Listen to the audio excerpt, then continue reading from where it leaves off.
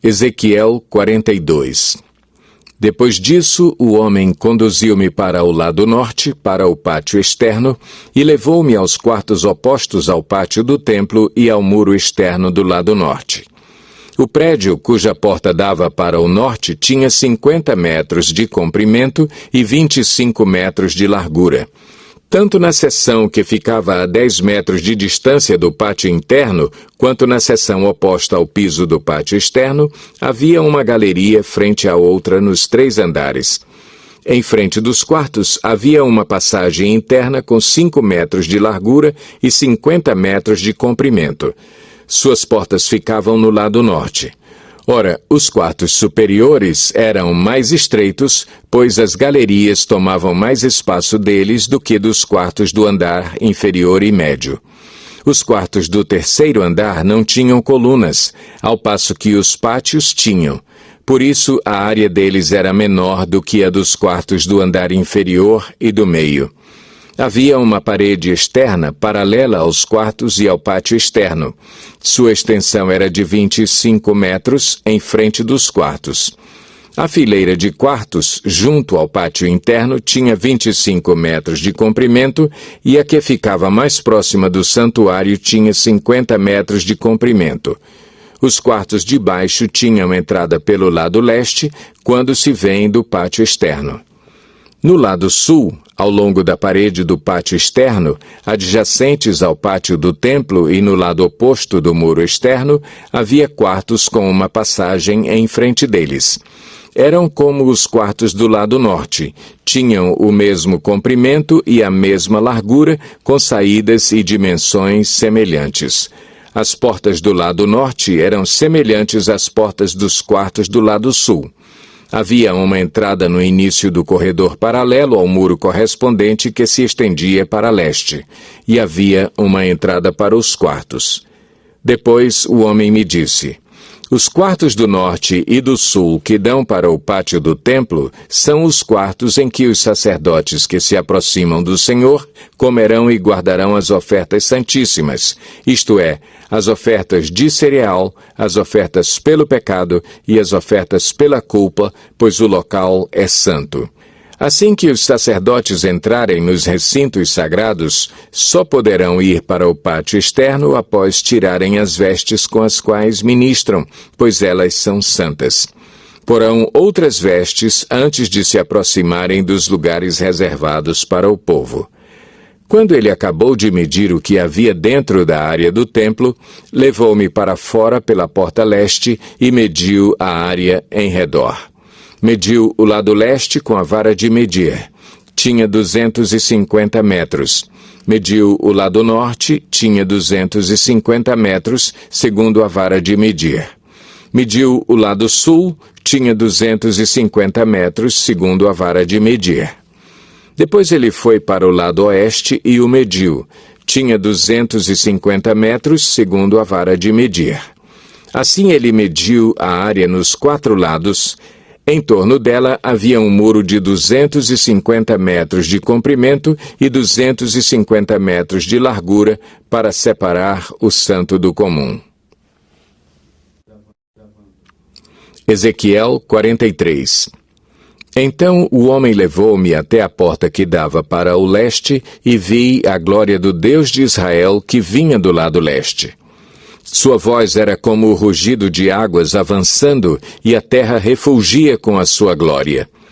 A visão que tive era como a que eu tivera quando ele veio destruir a cidade e como as que eu tivera junto ao rio Quebar, e me prostrei, rosto em terra. A glória do Senhor entrou no templo pela porta que dava para o lado leste. Então o Espírito pôs-me em pé e levou-me para dentro do pátio interno, e a glória do Senhor encheu o templo. Enquanto o homem estava ao meu lado, ouvi alguém falando comigo de dentro do templo. Ele disse: Filho do homem, este é o lugar do meu trono e o lugar para a sola dos meus pés. Aqui viverei para sempre entre os israelitas. A nação de Israel jamais contaminará o meu santo nome, nem os israelitas, nem seus reis, mediante a sua prostituição e os ídolos sem vida de seus reis em seus santuários nos montes. Quando eles puseram sua soleira perto de minha soleira e seus batentes junto de meus batentes, com apenas uma parede fazendo separação entre mim e eles, contaminaram o meu santo nome com suas práticas repugnantes. Por isso eu os destruí na minha ira. Agora que afastem de mim a sua prostituição e os ídolos sem vida de seus reis, e eu viverei entre eles para sempre. Filho do homem, descreva o templo para a nação de Israel, para que se envergonhem dos seus pecados. Que eles analisem o modelo e, se ficarem envergonhados por tudo o que fizeram, informe-os acerca da planta do templo, sua disposição, suas saídas e suas entradas, toda a sua planta e todas as suas estipulações e leis. Ponha essas coisas por escrito diante deles, para que sejam fiéis à planta e sigam as suas estipulações. Esta é a lei do templo. Toda a área ao redor, no topo do monte, será santíssima. Essa é a lei do templo.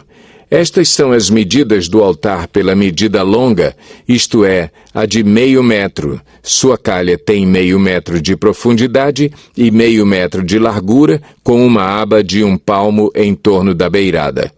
E esta é a altura do altar. Desde a calha no chão até a saliência inferior, ele tem 1 metro de altura e 1 metro de largura, e desde a saliência menor até a saliência maior, tem 2 metros de altura e 0,5 metro de largura. A fornalha do altar tem 2 metros de altura e 4 pontas se projetam dela para cima. Ela é quadrada com 6 metros de comprimento e 6 metros de largura. A saliência superior também é quadrada, com 7 metros de comprimento e 7 metros de largura, com uma aba de 25 centímetros e uma calha de 0,5 metro em toda a sua extensão ao redor. Os degraus do altar estão voltados para o oriente. Então ele me disse: Filho do homem, assim diz o soberano, o Senhor. Estes serão os regulamentos que deverão ser seguidos no cerimonial do sacrifício dos holocaustos e da aspersão do sangue no altar, quando ele for construído. Você deverá dar um novilho como oferta aos sacerdotes levitas da família de Zadoque, que se aproximam para ministrar diante de mim.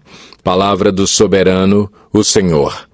Você colocará um pouco do sangue nas 4 pontas do altar, nos 4 cantos da saliência superior e ao redor de toda a aba, e assim purificará o altar e fará propiciação por ele. Você queimará o novilho para a oferta pelo pecado no lugar determinado da área do templo, fora do santuário. No 2º dia, você oferecerá um bode sem defeito como oferta pelo pecado, e o altar será purificado como foi purificado com o novilho. Quando terminar de purificá-lo, ofereça um novilho e um carneiro tirados do rebanho, ambos sem defeito. Você os oferecerá perante o Senhor, e os sacerdotes deverão pôr sal sobre eles e sacrificá-los como holocausto ao Senhor. Durante 7 dias você fornecerá diariamente um bode como oferta pelo pecado. Fornecerá também um novilho e um carneiro tirados do rebanho, ambos sem defeito. Durante 7 dias os sacerdotes farão propiciação pelo altar e o purificarão. Assim eles o consagrarão. No final desses dias, a partir do 8º dia, os sacerdotes apresentarão os holocaustos e os sacrifícios de comunhão de vocês sobre o altar. Então eu os aceitarei. Palavra do soberano, o Senhor.